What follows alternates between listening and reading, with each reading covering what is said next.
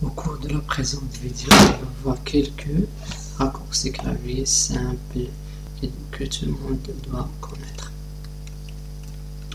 Donc on commence par le raccourci clavier numéro 1, le contrôle qui sont le contrôle, la touche contrôle du clavier plus la touche C et la touche contrôle plus V et la touche contrôle plus X. Donc ce raccourci clavier pour copier un texte, CTRL V pour coller ce texte déjà copié et CTRL X pour, au lieu de couper un texte. On va voir leur application sur un classeur Excel. Donc pour copier un tableau ou une portion d'un tableau, CTRL C, on appuie sur CTRL, la touche C du clavier. Pour le coller, CTRL V. Si par exemple on veut couper ce tableau, CTRL X, et on sélectionne une partie du classeur, CTRL V. Remarquez, c'est couper, c'est de déplacer un tableau d'un emplacement vers un autre. On va voir le raccourci clavier suivant, raccourci clavier numéro 2, CTRL plus S pour save ou sauvegarder, et F12. Donc les deux raccourcis clavier permettent de sauvegarder, mais le CTRL S sauvegarde uniquement les modifications sur le même nom et dans le même emplacement. Mais donc si on appuie sur CTRL S, vous remarquez ici qu'on a une barre d'enregistrement des modifications qu'on a apportées, et F12 nous permet de enregistrer le document sous un nom, dans un emplacement. Par exemple, document, on l'enregistre sous support des ateliers Excel. On va aller par enregistrer. Le raccourci clavier suivant, c'est CTRL plus N ou bien CTRL N pour New ou bien Nouveau. Pour ouvrir un nouveau classeur, à partir de ce classeur, CTRL N nous permet d'ouvrir un nouveau classeur. Le raccourci clavier suivant qui est CTRL Z et CTRL Y.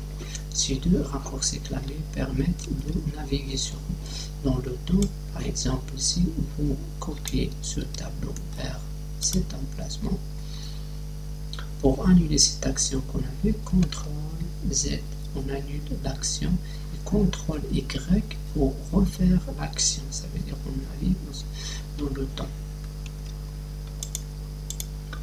CTRL P permet P pour print, permet de imprimer un document ou bien un classeur. Donc pour l'imprimer, CTRL P, on a l'impression, on a l'imprimante pour imprimer. On peut choisir l'imprimante et apporter des modifications avant impression de ce classeur. Donc pour imprimer sans raccourci clavier, on doit aller fichier, imprimer et apporter des modifications au classeur et imprimer. Donc pour remarquer qu'on a pris beaucoup de temps. Pour le raccourci clavier numéro 6, Shift plus sélection permet de éteindre la sélection. Si par exemple on veut sélectionner ce tableau, on sélectionne comme ça. Sinon on sélectionne la première, on maintient la touche Shift du clavier et on sélectionne la dernière. Donc cette technique ou bien ce raccourci est efficace dans le cas où on a un grand tableau. On sélectionne la première, on va jusqu'à la fin du tableau et on sélectionne la dernière, tout le tableau est sélectionné.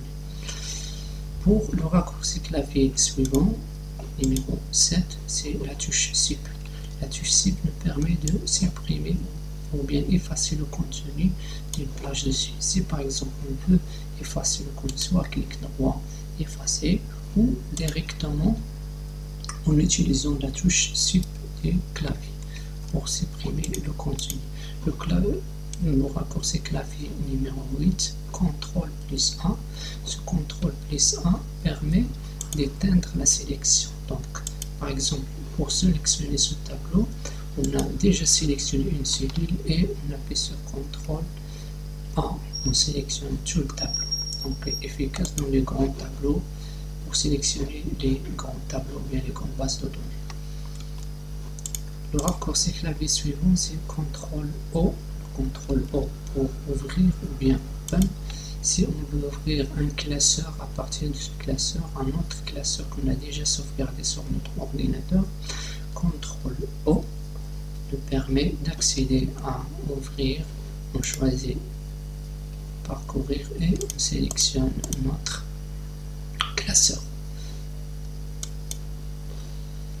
Le raccourci clavier suivant qui est CTRL plus L. Le CTRL plus L nous permet de mettre en forme un tableau. CTRL plus L nous permet d'insérer une mise en forme automatique à un tableau au lieu d'aller à insertion. On sélectionne tableau, on peut directement sélectionner une cellule. CTRL L. Donc mon tableau comporte des en-têtes, les en-têtes de colonne. On valide par OK, une mise en forme automatique insérée avec les flèches de filtre. Le raccourci clavier numéro 11, c'est CTRL plus F et CTRL plus H. Ces deux raccourcis clavier permettent de rechercher, F pour feuille, et remplacer. Par exemple, remplacer un texte, il suffit pour rechercher une valeur ou bien une date ou bien un texte dans notre feuille. CTRL F permet de chercher par exemple l'inet. On valide par rechercher, bien suivant. Donc pour remarquer qu'il a sélectionné rechercher. Atelier numéro 10 c'est la feuille et la cellule qui contient l'inet c'est D1 et le texte est net. Pour remplacer maintenant ce texte par un autre texte, donc il suffit d'utiliser le raccourci clavier CTRL H. On a déjà net qui était sélectionné et on remplace les net par net sans S par exemple, et on fait un remplacer. Donc un remplacement est effectué et on ferme. Pour le raccourci clavier numéro 12, c'est CTRL plus et CTRL moins permettent d'insérer et de supprimer des lignes. Si par exemple on veut insérer une ligne après descendre, on sélectionne une cellule. CTRL plus nous permet, ou bien ici CTRL plus nous permet d'insérer une ligne ou bien une cellule, et CTRL moins permet de supprimer cette ligne et décaler le résultat.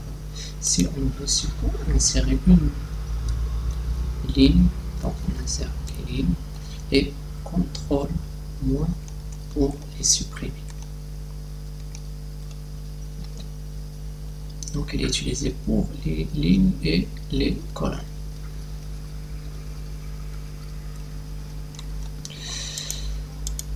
Raccourci clavier numéro 13, CTRL plus clic nous permet de éteindre la sélection, c'est-à-dire pour sélectionner plusieurs plages de cellules.